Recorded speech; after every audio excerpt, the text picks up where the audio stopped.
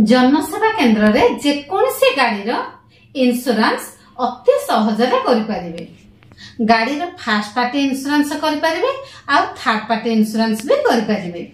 CSC ID रे गाड़ी insurance कले सीएससी तरफ भल कमिशन मध्य मिली थाए। जनसेवा केन्द्र रे इंश्योरेंस करबा को हेले सर्वप्रथम वीएल को आरपी एग्जाम देबा को पड़ी थाए।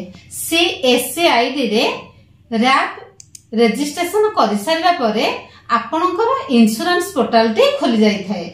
मु एबे आपनकु सीएससी आईडी रे गाड़ी रो इंश्योरेंस किपरि करिवे ताहार लाइव प्रोसेसिंग वीडियो एबे मु आपन मानको देखाइबी। सर्वप्रथमे निजर सीएससी आईडी टी को ओपन करंतु। एठारे सर्विसेस रे इंश्योरेंस को ओपन करंतु। इंश्योरेंस रे क्लिक कला परे एठारे एसबीआई मोटर थर्ड पार्टी रे क्लिक करंतु।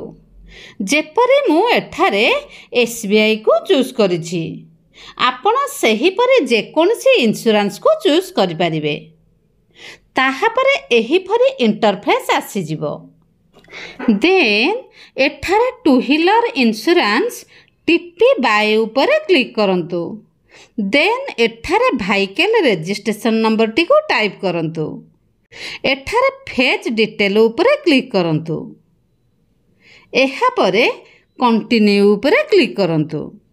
देन रजिस्ट्रेशन सिटी ऊपर भुवनेश्वर रे क्लिक करंतु। देन प्रीवियस पॉलिसी डिटेल्स रे सब फिल करबा को आसी जिवो। एठारे प्रीवियस इंश्योरेंस एड्रेस टाइप करबा को पड़िबो।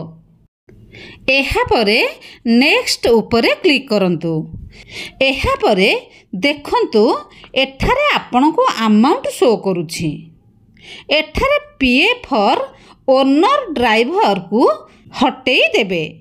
देन रिकाल्कुलेट ऊपर क्लिक कले एठारे 843 अमाउंट देखैबो। देन कंटिन्यू ऊपर क्लिक करंतु। एहा परे एठारे 43 नंबर रो लास्ट 5 डिजिट नंबर को टाइप करी वेरीफाई करंतु।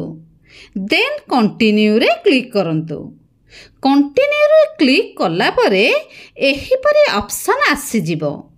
Do you have valid pan number रे यस कि नो रे सिलेक्ट करी नेक्स्ट रे क्लिक करंतु। नेक्स्ट कला परे एठारे आपन को ओनर डिटेल फिल करबा को आसी जिवो। एठारे ओनर नेम टाइप करंतु। देन जेंडर सिलेक्ट करंतु। देन एज टाइप करंतु। एठारे email ID and mobile number टी को टाइप करंतु। देन एड्रेस को फिल करंतु। एठारे सिलेक्ट एरिया रे क्लिक करंतु। देन नेक्स्ट रे क्लिक करंतु। नेक्स्ट कला परे एठारे सब डिटेल्स को चेक करी कंप्लीट सीकेवाईसी रे क्लिक करंतु। क्लिक कला परे एठारे आधार नंबर किंबा पैन कार्ड नंबर रो सीकेवाईसी नंबर टी को टाइप करंतु।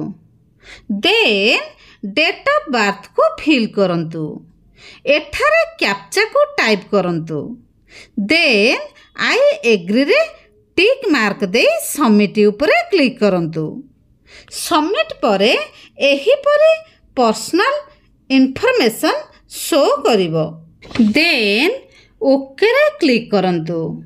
एठारे congratulations thank you for providing your KYC details show करिवो। एठारे बैक टू जर्नी रे क्लिक करंतु। देन एठारे मेक पेमेंट ऊपर क्लिक करी पेमेंट करंतु। पेमेंट सक्सेसफुल होई सारला परे एठारे thank you for choosing SBI general insurance आसीबो। देन पॉलिसी नंबर टी शो करिवो। देन एठारे पॉलिसी कॉपी रे क्लिक करी डाउनलोड कर दियंतु। देखंतु एही भली पॉलिसी पीडीएफ टा आसी जिवो।